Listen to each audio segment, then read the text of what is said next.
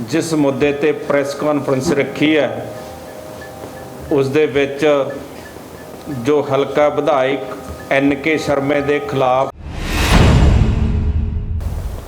20 फरवरी ਨੂੰ ਹੋਏ ਇਲੈਕਸ਼ਨ ਦੀ ਗਿਣਤੀ 10 ਮਾਰਚ ਨੂੰ ਹੋਣੀ ਹੈ। ਇਸ ਟਾਈਮ ਸਟੇਟ ਦੀਆਂ ਸਾਰੀਆਂ ਪਾਵਰਾਂ ਜੋ ਹਨ ਉਹ ਮੁੱਖ ਚੋਣ ਕਮਿਸ਼ਨਰ ਮੁੱਖ ਚੋਣ ਅਧਿਕਾਰੀ ਪੰਜਾਬ ਕੋਲ ਹੈ। ਅਸੀਂ 21 ਜਨਵਰੀ 2022 ਨੂੰ ਇੱਕ press conference press club Mohali ਵਿਖੇ ਕੀਤੀ ਸੀ। ਉਹਦੇ ਵਿੱਚ ਮੇਨ ਵਿਸ਼ਾ ਕੀ ਸੀ ਕਿ ਸਾਡੇ ਜੋ ਮੌਜੂਦਾ MLA ਹਨ ਸ਼੍ਰੀ NK ਸ਼ਰਮਾ, ਅਸੀਂ ਉਹਨਾਂ ਤੇ ਦੋਸ਼ ਲਾਇਆ ਸੀ ਕਿ ਉਹਨਾਂ ਵੱਲੋਂ ਖੁਦ ਆਪਣੇ ਪਰਿਵਾਰਕ ਮੈਂਬਰਾਂ ਅਤੇ ਹੋਰ ਸਿਆਸੀ ਸਹਿਯੋਗੀਆਂ ਦੇ ਨਾਲ ਰਲ ਕੇ ਪਿੰਡ ਗਾਜੀਪੁਰ ਭੰਖਰਪੁਰ ਵਿਖੇ ਸ਼ਾਮਲਾਤ ਜ਼ਮੀਨ ਉੱਤੇ ਕਬਜ਼ਾ ਕੀਤਾ ਗਿਆ ਹੈ। ਇਸ ਦੀ ਡਿਟੇਲ ਦਸਤਾਵੇਜ਼ਾਂ ਸਮੇਤ ਅਸੀਂ ਉਸ ਸਮੇਂ ਵੀ ਪ੍ਰੈਸ ਕਲੱਬ ਮੋਹਾਲੀ ਵਿਖੇ ਪੇਸ਼ ਕੀਤੀ ਸੀ। ਪ੍ਰੈਸ ਕਲੱਬ ਤੋਂ ਤੁਰੰਤ ਬਾਅਦ ਅਸੀਂ ਇਸ ਦੀ ਇੱਕ ਸ਼ਿਕਾਇਤ ਜਿਸ ਦੀ ਕਾਪੀ ਇਹ ਹੈ, अगर साथियों ने इसकी कापी की ज़रूरत है तो वो भी उपलब्ध हो सकती है। ये शिकायत लैके असीं 21 तरीक ਨੂੰ ही मुख्य चोण अधिकारी Punjab Shri S Karuna Raju IS जी कोल गए सी। इस शिकायत दे विच असीं ये ਵੱਖ-ਵੱਖ 5 ਅਧਿਕਾਰੀਆਂ ਨੂੰ ਅਸੀਂ ਸ਼ਿਕਾਇਤ ਕੀਤੀ ਸੀ, ਜਿਹਦੇ ਵਿੱਚ ਸਭ ਤੋਂ ਪਹਿਲਾਂ ਸੀਗੇ honourable justice Mahtab Singh Gill, chairman vigilance commission Punjab. इन्हां तो असीं मंग ये कीती सी कि इस मामले की रैगूलर पड़ताल की जाए। पड़ताल दे विच जो असीं दोष लाए है, जेकर वो सच्चे साबित ना होण, साडे विरुद्ध सख्त तो सख्त कार्रवाई की जाए।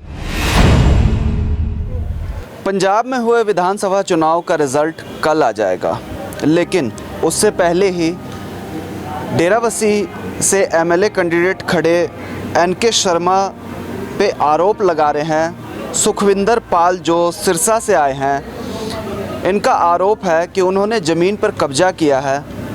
हम इनकी ज़ुबानी ही सुन लेते हैं कि उन्होंने किस तरह से ज़मीन पर कब्जा किया है और पूरा मामला क्या है। सर, पहले तो इदम न्यूज़ में बहुत बहुत स्वागत है आपका। शुक्रिया बहुत बहुत। चुनाव का रिज़ल्ट कल आने वाला है, आज प्रेस कॉन्फ्रेंस करी है जी।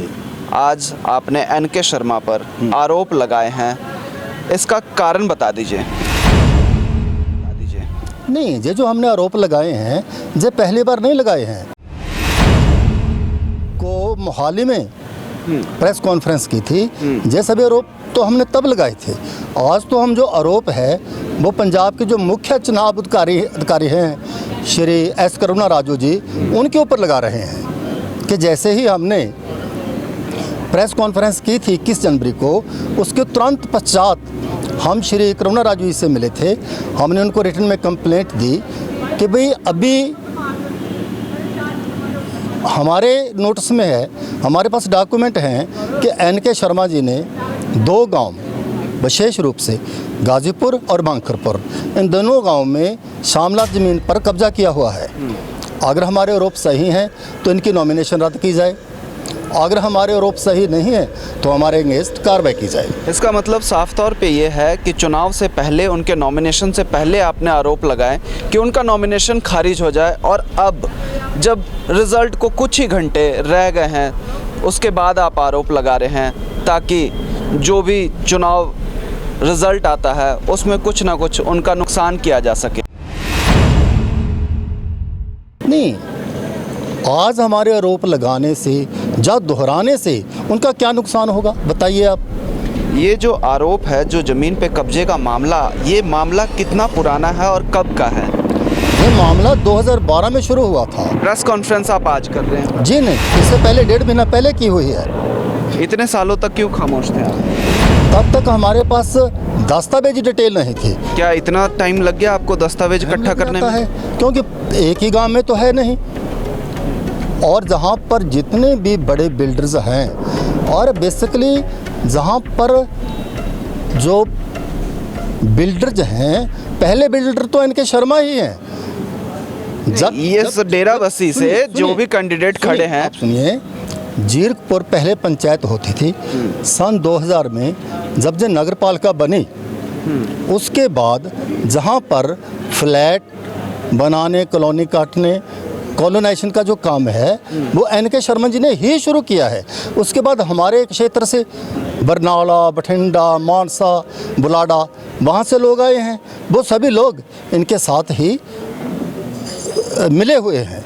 आप डेराबस्सी में पटवारी के पद पर थे, तो उस समय क्या ये मामला उसी समय का है? उससे भी पहले का है। उससे पहले का है। मैं 2012 में BDP ऑफिस डेराबस्सी में पटवारी था। तो उस टाइम जो मेरे अधिकारी थे श्री अरुण शर्मा, वो मुझे शर्मा जी के पास लेकर भी गए थे, एन.के. शर्मा जी के पास। तो हमने उन्हें बताया कि जो नगला गांव है वहाँ पर दिल्ली की एक बड़ी कंपनी है शिप्रा, उन्होंने शामलात ज़मीन पर कब्जा किया हुआ है अधिकारियों के साथ मिलकर। और देखिए उस टाइम एन.के. शर्मा जी खुद संसदीय सचिव थे। तो हमने एक पूरी फाइल बनाकर इनको दी थी। उसके बाद एन.के. शर्मा और BDPO अरुण शर्मा में क्या बातचीत हुई, उसका कुछ नहीं हुआ। आपने किसी राजनीतिक पार्टी से इस मामले को उठाने को नहीं कहा, या किसी राजनीतिक पार्टी से आपने मिलने की कोशिश नहीं करी? राजनीतिक पार्टियां तो देखिए 10 साल अकाली सरकार रही, उसके बाद 5 साल कांग्रेस सरकार रही। हमने कांग्रेस सरकार को बहुत शिकायतें दी। मुख्यमंत्री पंजाब कैप्टन अमरिंदर सिंह, कार्रवाई हुई? कोई कार्रवाई नहीं हुई। उनके जो OSD थे मिस्टर गुरप्रीत सिंह ढेसी, हम दिसंबर 2020 में उनको निजी तौर पर शिकायत देकर आए थे, उस पर कोई कार्रवाई नहीं हुई। हमने बहुत बार फ़ोन भी किया। उसी की कॉपी हमने विरोधी पार्टी के नेता हरपाल चीमा जी को दी थी, जो कि उन्होंने विजिलेंस ब्यूरो पंजाब को मार्क कर दी थी, और आज वो बेचारा दिन है। और अगर कल कोई इस पार्टी की शिकार बनेगी तो उस रेफरेंस को उठाया जाएगा।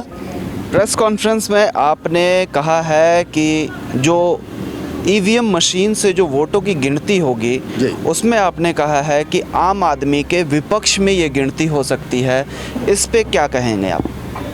ऐसा है कि आम आदमी पार्टी के जो संस्थापक हैं, मुख्य नेता हैं मिस्टर अरविंद केजरीवाल, वो खुद बेसिकली इंजीनियर हैं। तो वो इस टेक्निकल अभी तक ये अच्छी तरह से जानते हैं। ये आरोप साबित नहीं हुआ है कि EVM से छेड़छाड़ हो सकती है। साबित तो तब होगा अगर कोई करने देगा तो। अगर कोई करने देगा तो तब साबित होगा ना। केजरीवाल बहुत बार कह चुके हैं कि आप हमें मशीन पकड़ाएं, हम आपको इसमें करके दिखाते हैं, जो मर्जी बटन दबाओ, वोट वहीं पर डलता रहेगा। केजरीवाल के तारीफों के पुल बांध रहे हैं, आपका इसमें कोई निजी स्वार्थ? क्या निजी स्वार्थ हो सकता है मेरा? तो आप केजरीवाल के पक्ष में, आपको क्या लगता है कि अगर पंजाब में 10 मार्च को केजरीवाल की सरकार, या कह सकते हैं कि आम आदमी की सरकार आ जाती है, तो क्या जो ये आरोप आप लगा रहे हैं एन.के. शर्मा पर, ये आरोप साबित हो सकता है? बिल्कुल साबित भी हो सकते हैं। और जो जिन्होंने ये सब किया हुआ है, हमें तो पूरी उम्मीद है कि वो अंदर जाएंगे, उनसे वसूली भी की जाएगी। जितना लॉस हुआ है स्टेट एक्सचेकर का, वो सब की रिकवरी होगी। जो पिछले 10 सालों में नहीं हुआ, वो 15 साल में जो नहीं हुआ वो अब होगा। हम इसके लिए पूरी तरह से उम्मीदबंद हैं। हमें पूरी उम्मीद है, आशा है। एक बार तो है, सिर्फ मैं नहीं, पूरा पंजाब, खासकर युवा पीढ़ी जो है पंजाब की, उसे बहुत उम्मीद है। और उनके साथ ही हम आज खुद तो युवावस्था में नहीं है, लेकिन मैं फिर भी अपने भाई बहनों में सबसे छोटा होने की वजह से जो मेरे से बात के हैं, मेरे भतीजे भांजे, वो सभी युवा हैं। तो मैं एक बीच की कड़ी हूँ।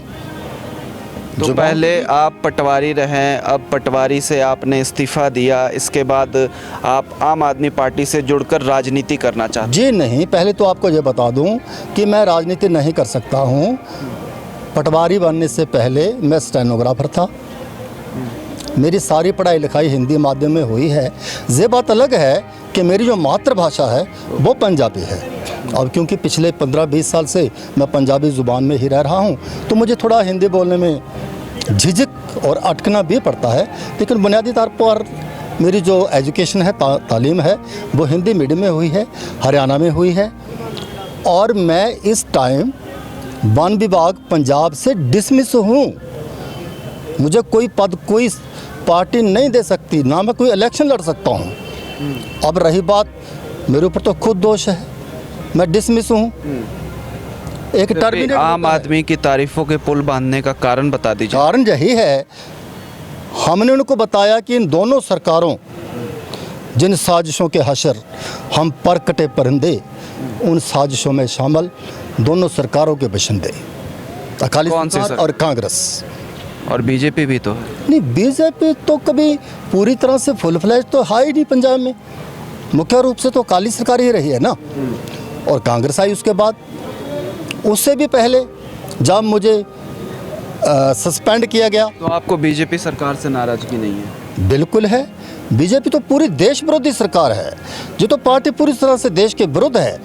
इसकी तो जो नीतियां हैं वो पूरी तरह से देश विरोधी हैं। इसके तो हम सख्त विरुद्ध है बीजेपी की। तो आप चाहते हैं कि देश में भी आम आदमी पार्टी आए, पूरे देश में आए, इससे ही देश का भला हो सकता है। नहीं वरना ये जो पार्टियां हैं, ये सब तो पूंजीवादी पार्टियां हैं, अमीर लोगों की पार्टियां हैं। जो भी नीतियां बनाती हैं, सभी बड़े जो कारपोरेट घराने हैं, उनके हक में इनकी नीतियां जाती हैं। चलिए पटवारी साहब, ये हम भविष्य में देखेंगे कि आम आदमी की पार्टी की सरकार पंजाब में बनती है या नहीं बनती है। फ़िलहाल एनके शर्मा जी पर आरोप है कि उन्होंने ज़मीन पर कब्जा किया है। इस मामले की पूरी गहनता से जानकारी देंगे हम। बने रहिए हमारे साथ इदम टुडे न्यूज़ पर।